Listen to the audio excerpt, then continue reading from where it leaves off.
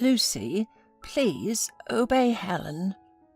Lucy nodded and cried as she saw how the stretcher with her grandmother disappeared into the ambulance. Her neighbour Helen tried her best to calm the girl down. "Lucy, don't cry. Grandma will be cured, and she will come back to you." "I know," the girl replied. "It's just that I feel so much pity for Grandma." Helen looked at Lucy carefully.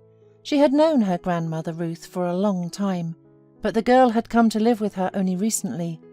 Ruth's son died when Lucy was only 2 years old, and her mother took the child to her homeland, somewhere very far away, 1,000 kilometers away. But then the girl's mother passed away too, and Lucy stayed to live there with her other grandmother, who was already very old.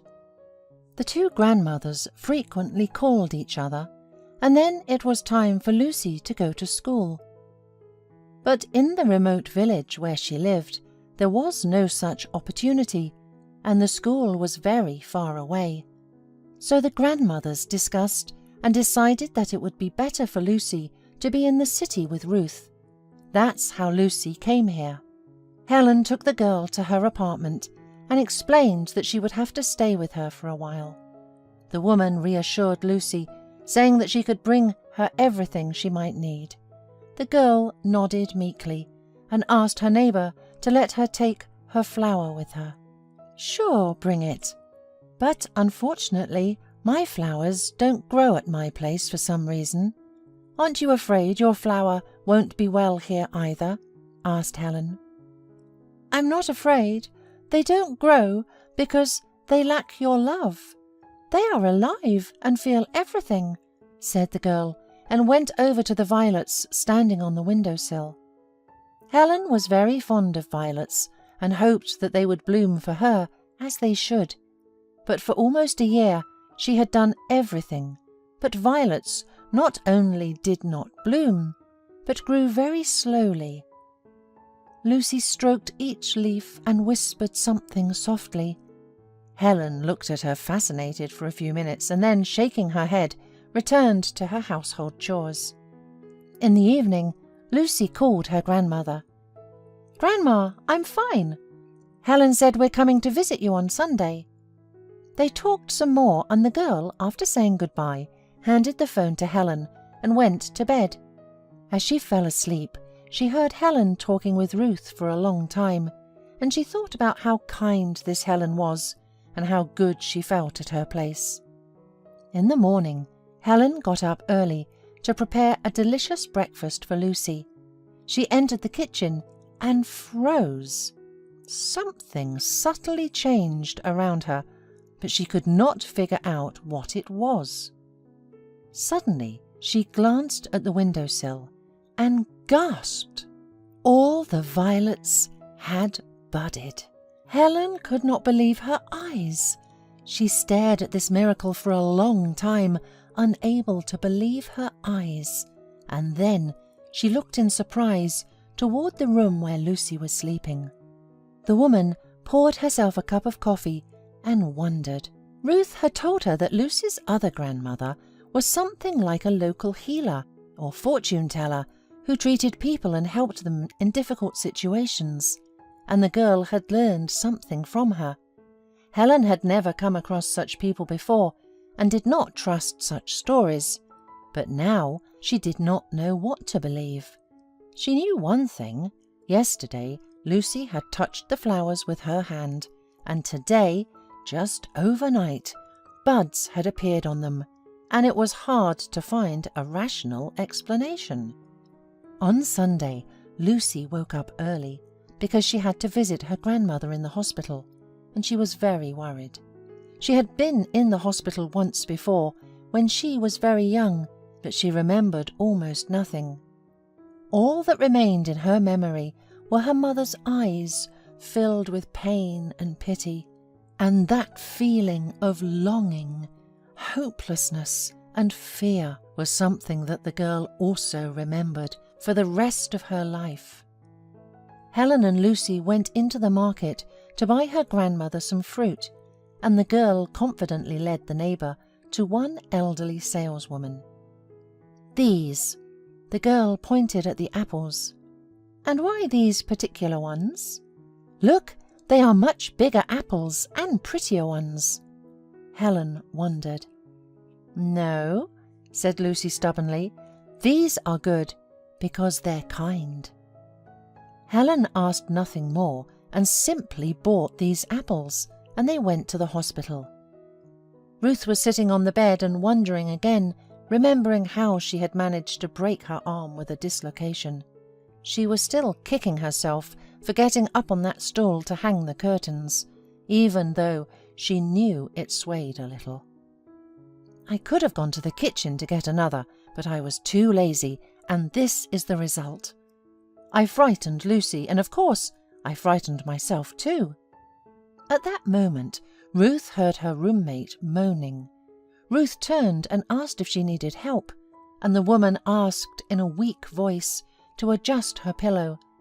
Ruth came over and, with a quick movement of her healthy hand, fixed the pillow, which made the woman sigh with relief.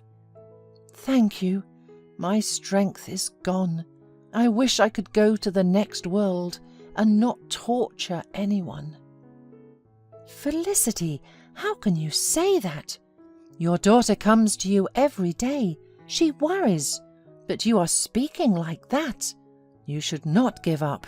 You have to fight," sternly said Ruth.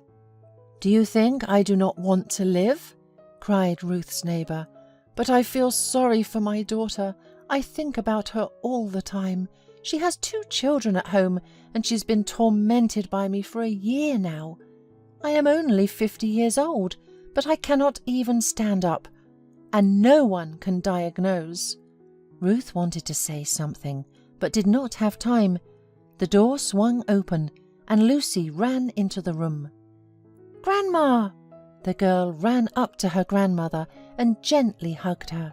"Honey, I missed you so much." "Me too. Helen and I bought you some kind of apples. They are kind because they grew where love was. They're the tastiest." Ruth smiled. Helen came into the room and asked Lucy in surprise how she found the right ward. "I just felt it," the girl shrugged. While Helen and her grandmother were talking, Lucy kept her eyes on her grandmother's ward mate. The woman was wiping away her tears, but they kept rolling and rolling. Suddenly, the girl picked up an apple and walked over to that sick woman. Helen and Ruth, seeing this, became silent. Lucy said hello and handed the apple to Felicity. "Take it, please." The woman tried to take the fruit, but her fingers wouldn't obey, and then Lucy helped her bend her fingers and wrap her arms around the apple. "Thank you, darling," muttered the woman. "You're welcome," replied Lucy, and stroked the woman's hand. Felicity looked wide-eyed into Lucy's eyes, and the girl smiled and went back to her grandmother, wishing Felicity a speedy recovery. The woman watched Lucy, and then, imperceptibly for herself, she ate the whole apple. Looked at the stump with surprise. She put it on the night table and immediately fell asleep. Ruth's visitors had left long ago, but Felicity was still asleep, and Ruth decided not to disturb her. The night was surprisingly quiet. Felicity did not moan a single time. Ruth even came up to Felicity a couple of times and checked to see if she was breathing, but she just slept peacefully. The next morning, Ruth woke up only when breakfast was brought. A young nurse, Anne, put the food on Ruth's bedside table, and then she turned to Felicity and froze with surprise. The woman looked better than usual. "Anne, it's amazing, but today I feel starving," said Felicity and smiled. "Finally, how can you get better if you don't eat anything?" Anne wanted to feed Felicity, but the woman refused and said she would try to manage on her own. Ruth and Anne looked at each other in surprise, but did not argue. The nurse silently watched as Felicity heroically tries to hold a spoon and was ready at any moment to come to her aid. But Felicity still managed. When the plates were empty, Felicity thanked and immediately fell asleep. After a while, the attending physician came to the ward, and he had been examining Felicity for a long time, asked different questions, and could not believe that Felicity suddenly felt better. Before dinner, Felicity pulled out her phone and dialed her daughter's number. She asked her to bring her a pineapple because she suddenly craved it so much. Her daughter arrived an hour later. Felicity was sitting on the bed, and Ruth was unaccustomed to seeing her so lively because usually she just lay there and moaned. "Mom, I missed you so much, and I'm so happy that you feel better," said Felicity's daughter, smiling through her tears. "Oh, honey, I'm so tired of the hospital, and I miss my normal life, you and the grandchildren. I feel I'm on the mend." The woman laughed happily and hugged her mother. Ruth went out of the room for a walk and heard the nurses discussing the strange, unexpected changes that had occurred in Felicity's health. As Ruth realized from their conversation, the woman was predicted by doctors to live a couple of months.